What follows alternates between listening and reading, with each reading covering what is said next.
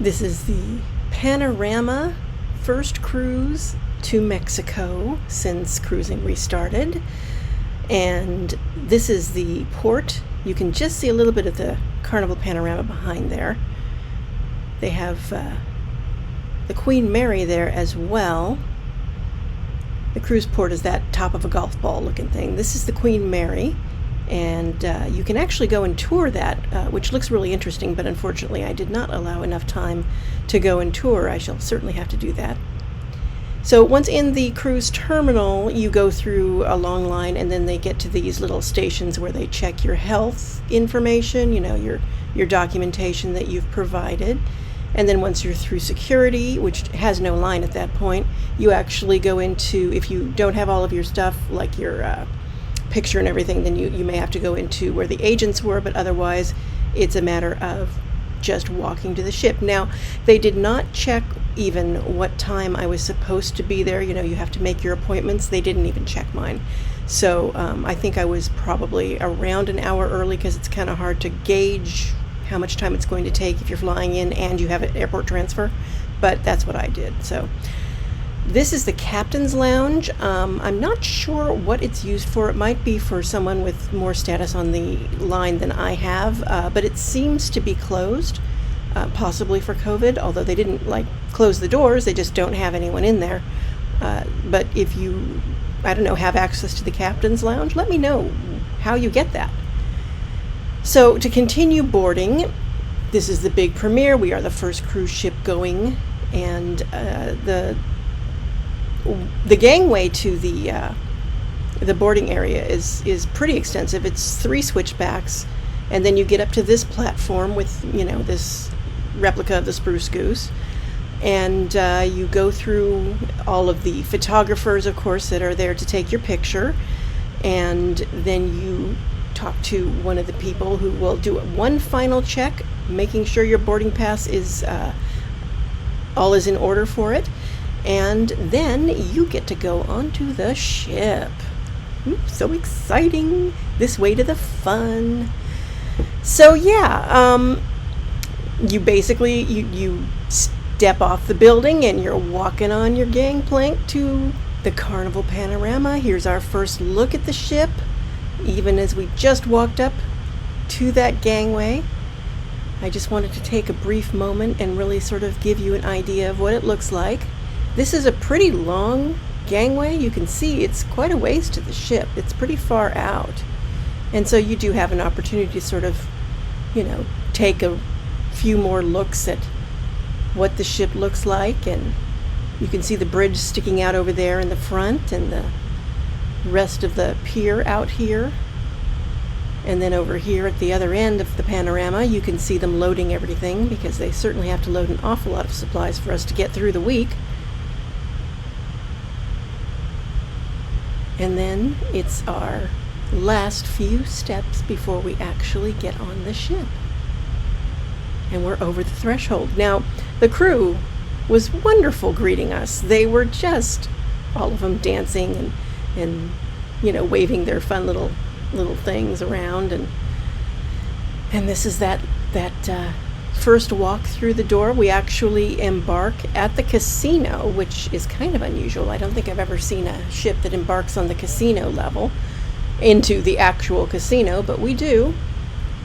And they were so happy to see us. A lot of the people had been walking the other way, so when they get someone walking their direction who will go through this kind of gauntlet, then they get to dance around and welcome you and show us how excited they are to have people on board. And the crew was just wonderfully friendly. They were really special, and I can't say, you know, enough about how welcoming they were.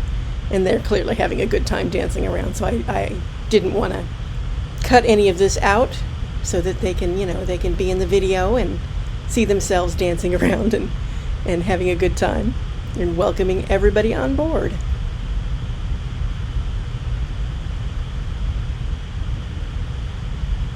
Everybody wants to get into it.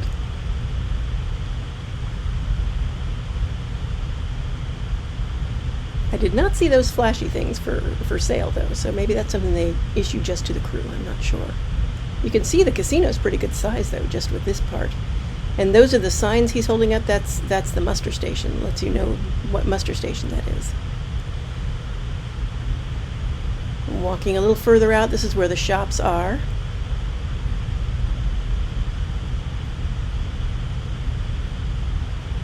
See some of the shops in the background here of the crew. And then this is apparently called a dreamscape, and it is very interesting and moves regularly. So this is my cabin. I will do a full cabin tour later, but I just wanted to give you sort of an idea what it looks like. It was ready when I got there, and I had my chocolate strawberries. Those were luscious. They were very good. So now on to our muster station and our drill. It was in the theater for me. Okay, guys. I have one question. Where can you find your life jacket in your cabin? Yeah, under your bed, yeah? Under your bed you can find your life jacket. Second, each life jacket has light and whistle. This is whistle. This is light. If you press it, it's gonna be work. See? Okay. And one more. If you cannot reach, for example, it's emergency, you cannot reach your cabin, don't try to go to your cabin, okay? If you cannot, of course. Because we will give you another one right here in your master station, okay? Okay. First, to put your life jacket, you need to put it over your head. This first move. Second, you need to fasten both collar waist buckles. This first one. Second one goes around your body. You can see it, yeah? And just tighten. After like you fasten, tighten. Not so much only, okay? Just try to keep. And last one, which actually nobody likes, but we need to do it, is behind you. You need to put it right between your legs, okay? But not too tight. I did it and I don't like it. And that's it. You're good to go.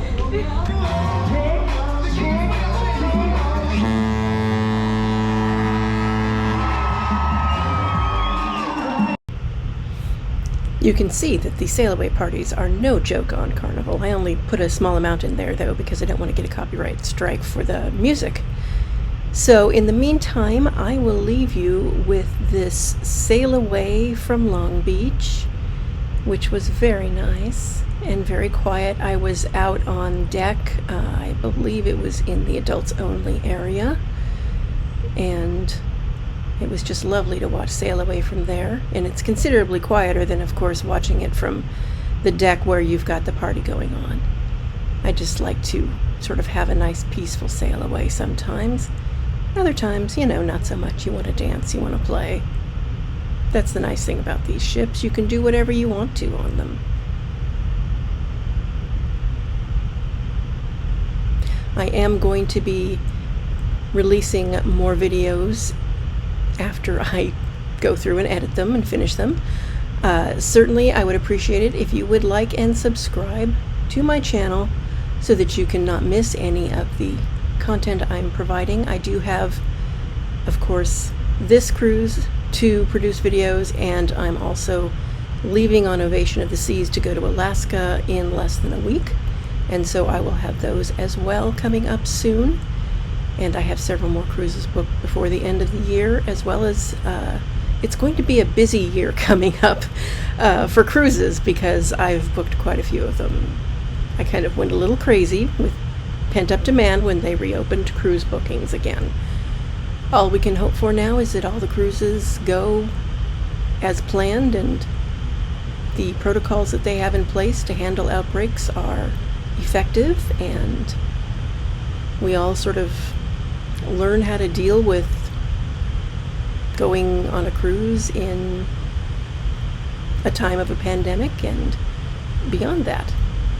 In the meantime, if you have cruises booked, I would love to hear from you, where you're going and when, and if you've gone on some recently as well. Have you been cruising during this pandemic as well? And how have you found the differences in how it used to be versus how it is now? It is different. I will absolutely agree it is different. But it's still good. It's not so different that it's a problem for me anyway. Others may have different opinions, but it's just good to be cruising again. Solo Sue signing off.